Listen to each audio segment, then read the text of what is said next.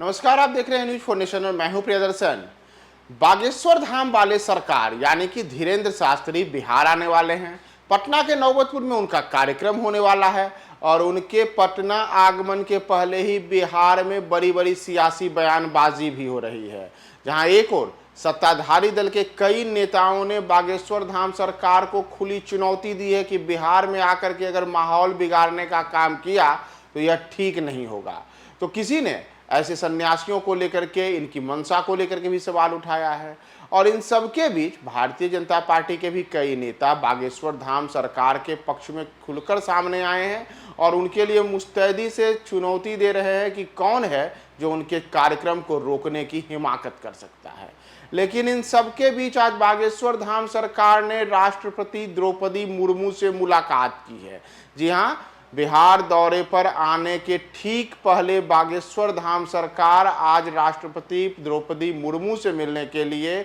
खुद पहुंचे। उन्होंने उनसे मुलाकात की और पटना दौरे के पहले बागेश्वर धाम सरकार का राष्ट्रपति से मिलने का क्या खास प्रयोजन रहा, इसकी वजह क्या है, यह भी बेहद खास है। दरअसल धीरेन्द्र शास्त्री बिहार आ रहे हैं। वे 12 मई को ही बिहार आ जाएंगे और 13 मई से उनका पटना के निकट नौबतपुर में एक भव्य कार्यक्रम हो रहा है। इस कार्यक्रम में माना जा रहा है कि बड़ी संख्या में श्रद्धालु शामिल होंगे और इसे में हनुमत कथा नाम से एक आयोजन है, जिसमें कि हनुमान जी के जीवन चरित्र का वर्णन होगा। लेकिन इन सब के बीच जैसा मैंने आपको बताया, कई नेताओं ने कई तरीके की सियासी बयानबाजियां की हैं, जिसमें बिहार के वन एवं पर्यावरण मंत्री तेज प्रताप यादव भी हैं। उन्होंने तो साफ तौर पर कहा था कि अगर धीरेन्द्र शास्त्री बिहार आते हैं और बिहार में आकर के वो बिहार में किसी प्रकार से यहाँ पे उन्माद फैलाने की कोशिश करेंगे तो यह ठीक नहीं होगा। इतना ही नहीं, जो राष्ट्रीय जनता दल के बिहार प्रदेश अध्यक्ष जगदानंद सिंह हैं, उन्होंने भी धीरेन्द्र शास्त्री के बिहार आगमन के पूर्व कुछ ऐसी बातें कही थी, जिसमें उन्होंने साफ तौर पर कहा था कि आजकल कई संत हो जाते हैं जो समाज में अलग अलग तरीके की बातें करके और एक तरीके से देखा जाए तो उन्मादी घटनाओं को भी बढ़ावा देते हैं। वहीं पप्पू यादव ने भी धीरेन्द्र शास्त्री के बिहार आगमन के पहले कहा था कि ऐसे ऐसे आजकल जो संत हैं, ये संत आते हैं और कई तरीके की बातें करते हैं जिससे कि समाज में विभेद बढ़ता है। इतना ही नहीं, बिहार के सहकारिता मंत्री सुरेंद्र यादव भी धीरेन्द्र शास्त्री को निशाने पे ले चुके हैं। और इन सबसे उलट भारतीय जनता पार्टी के नेताओं की अगर हम बात करें तो गिरिराज सिंह ने यहाँ तक कहा था कि धीरेन्द्र शास्त्री के आगमन के लिए पूरे बिहार की जनता तैयार है और कौन उन्हें रोक लेगा, हम देख लेंगे। इतना ही नहीं, दूसरे केंद्रीय मंत्री अश्विनी चौबे भी खुल करके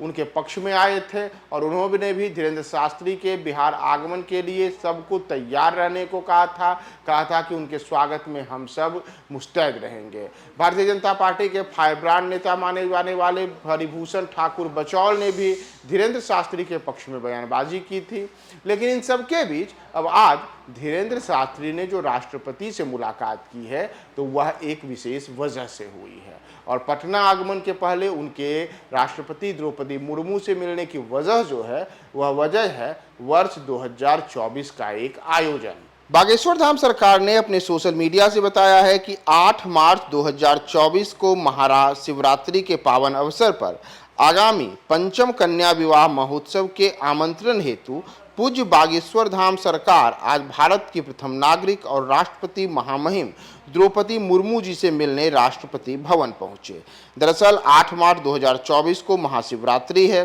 और अगले वर्ष की इस महाशिवरात्रि के पूर्व उस दिन पंचम कन्या विवाह महोत्सव होने जा रहा है और इसका आयोजन बागेश्वर धाम सरकार की ओर से किया जा रहा है। तो पंचम कन्या विवाह महोत्सव में राष्ट्रपति द्रौपदी मुर्मू को आमंत्रित करने के लिए आज खुद बागेश्वर धाम सरकार दिल्ली में राष्ट्रपति द्रौपदी मुर्मू से मिले थे और उन्होंने अपनी दो मुलाकात हुई है, इस मुलाकात की जानकारी सोशल मीडिया के माध्यम से दी है। तो पटना आने के पहले जहां उनको लेकर के सियासी बयानबाजियां तेज हैं, इन सब के बीच उन्होंने अब राष्ट्रपति से मुलाकात करके एक नई चर्चा का जन्म दिया है। और देखना महत्वपूर्ण यह है कि अगले वर्ष होने वाले इस जो कार्यक्रम है, उस महाशिवरात्रि के कार्यक्रम में क्या अब राष्ट्रपति द्रौपदी मुर्मू भी शामिल होती हैं, और जो बागेश्वर धाम सरकार हैं यानी जो धीरेंद्र शास्त्री हैं, उनके इन आयोजनों को लेकर के क्या जिस तरीके की सियासी बयानबाजियां बिहार में तेज हैं, वो सियासी बयानबाजियां अब आने वाले दिनों में भी कुछ नए रूप में दिखेंगी। हम आपको तमाम अपडेट्स बताएंगे। फिलहाल आपको यह बताकर छोड़े जा रहे हैं कि 13 मई से बागेश्वर धाम सरकार का बिहार में दरबार लगने वाला है, और उसके पहले तमाम जो सियासी बयानबाजियां हो रही हैं, उसके तमाम अपडेट्स हम आपको बताएंगे।